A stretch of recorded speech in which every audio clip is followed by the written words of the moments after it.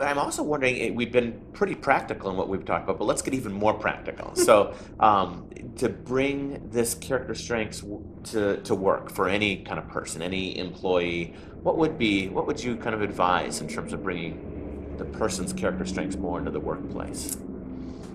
Good question. So I think I've already said that.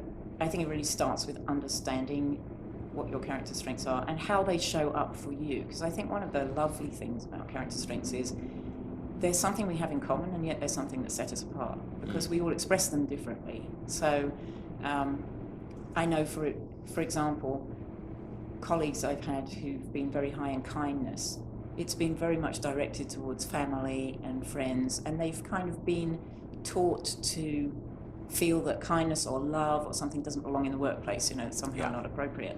And to really explore ways to bring your strengths to work, even when you think they don't belong there, because they all belong. And there's ways of using every strength appropriately in every situation. Obviously, you're not going to express love at work by going up and hugging everybody. That's probably not the best thing to do. But you can still have that connection with people and take that time to be connected one-on-one with someone and asking them questions to see how they are and having a personal connection, not just a work connection. That's love.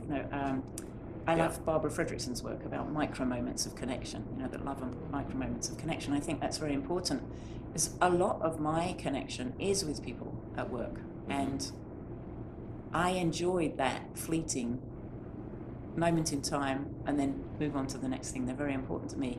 That's my expression of love. So really understanding how your strengths work for you, and then it's pretty easy then to figure out how to bring them to your work colleagues when you really go deep into them and not just go, oh yeah, I've got love as number one, or appreciation of beauty and excellence. Well, what is appreciation of beauty and excellence? Because for one person it might be really loving artistic displays or something. For someone else it is appreciating nature, and enjoying the fact that it's raining today. For somebody else it is the sensation they get when they hear a really beautiful piece of music. Or so it isn't the same for everyone, even though we're calling it one strength. So really figure out how it shows up for you, how it feels when you're really connected with it, and then it's easier to find ways to make that happen in your workplace. So important. Each one of those signature strengths for any employee then matter in the workplace. And how about something practical for teams?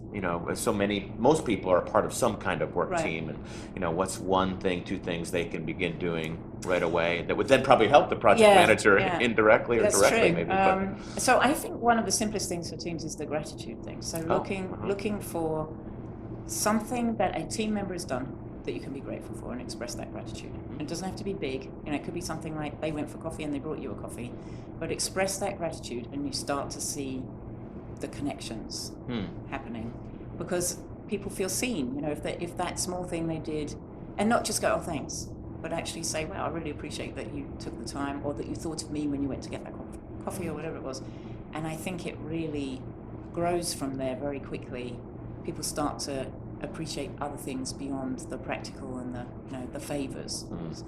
Yeah, character strengths appreciation is a perfect example. I'm curious about who has kind of mentored or inspired you to be a project manager, or is there a project manager or a manager or a person in your family or somebody that you see as a role model that kind of brought you to where you are today? What an interesting question. I don't think there's any one, and some of them have been sort of, I don't know if you can be an anti-mentor, where I've seen things and said, okay, that I never want to do. So I realized that one of my biggest influences is my father. So he inadvertently passed on quite a lot of wisdom. He was a very fair, very inclusive person, and I always admired that. That's always been very important to me. When I first came to the US, my boss in my first job here taught me a lot about the buck stops here. So I made a major mistake on a project I was on at one point, and management came down saying, who did it, who's at fault, and he stood his ground and said, it doesn't matter who in my team did it. I'm responsible for my team. So bring it to me, and there was some, it wasn't life-threatening or anything like that, but it was a very unfortunate thing. And then when they were done talking to him, he brought me into the office and said, what on earth were you doing? This is a big mistake or whatever. But I really appreciated that he didn't just go, it was her. So that was something. And I think, again, that plays into fairness. But I really took that away as a project manager, even though this team is with me for a project and they may report to other people. I'm responsible for that project. I'm responsible if they do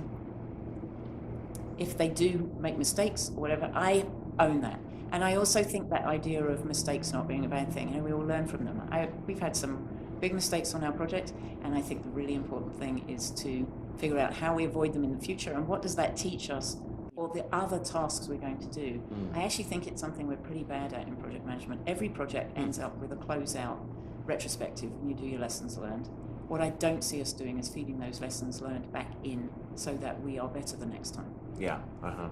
No, I appreciate you sharing that example of your father, and so that was you seeing him kind of inspire with certain strengths and his wisdom, and him impart certain strengths through his behavior and words.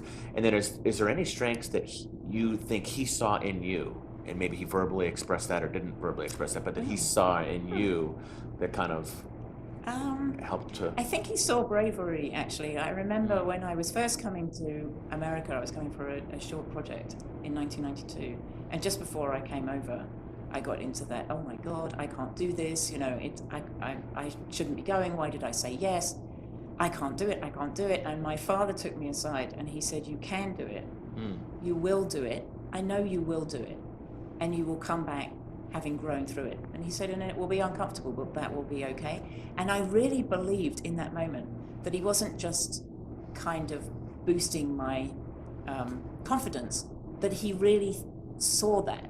He was saying that he was confident I would do it, not that he was confident that I could do it. Yeah, I felt some chills in a moment as you went through what he said. I mean, that's, Yeah, so that, I think he saw that. I don't think he would have put that name to it necessarily, but I think he saw that.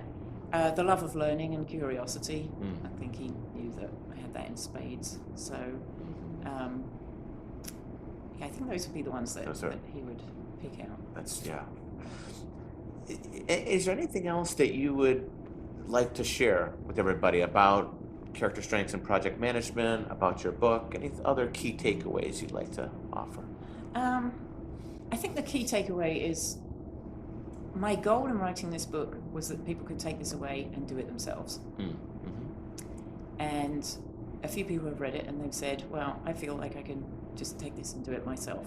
And that's the greatest accolade for me, because I didn't want it to be one of those things that it feels like you then have to come and do a course with me, or that it's like a lead into something. I want it to be self-contained and to empower people to do this.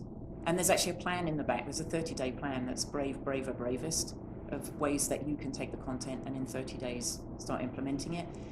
And again, my goal was to make this complete in itself. Now, obviously, I'm happy to tell people more and coach them in doing this and all of those things, but I really wanted it to be something that this was enough on its own to get people going, and I hope that is the case.